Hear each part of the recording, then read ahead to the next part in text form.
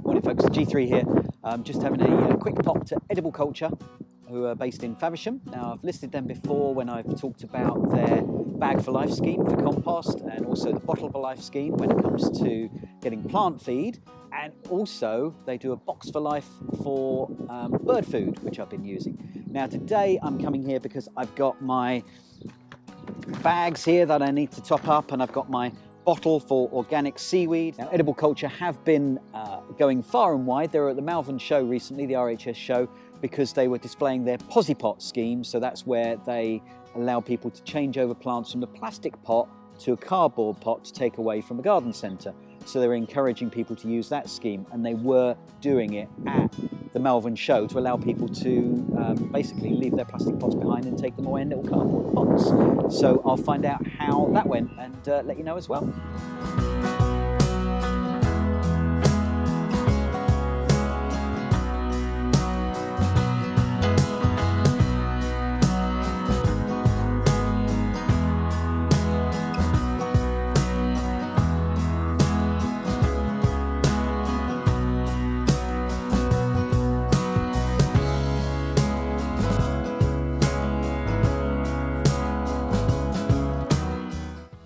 It appears they had a good time at the Malvern show, seeing lots of people, lots of interest in the pots, so changing over the plastic pots to the cardboard pots, and just generally talking about the Melcourt compost and how it is a peat-free alternative to compost. So yeah, seems like there's lots of people interested in that. There's also potential for an appearance at the Hampton Court show, not officially from the RHS point of view, but assisting with one of the gardens there and being able to talk to people. So if you're at that show, you may well be able to talk to them and find out a little bit more about the products they have and their ethos in trying to reduce their impact.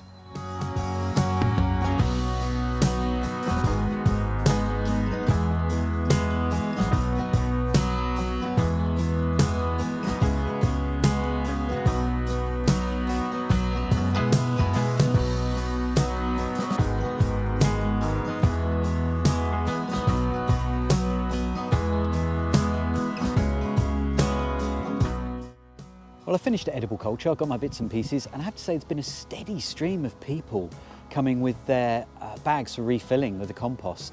So it seems to be a really popular idea. I mean, I came right at the start of the day on a Sunday, so what are we, it's quarter to 11, so they've only been open like 3/4 of an hour. And already I've seen sort of, I don't know, 6 or 7 people coming with their bags for refilling. So a really popular scheme. I've got my couple of bags of compost topped up here, and it's the organic peat-free Melcourt compost that I've got. I also picked up the organic seaweed feed. So this is a 500 ml bottle that's refillable, so I've got some more of that.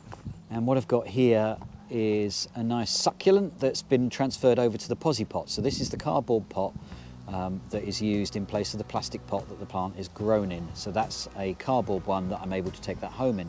And that's the same with these chives. It's been transferred over to the cardboard pot to mean that I'm not having to take home some plastic, so that's great.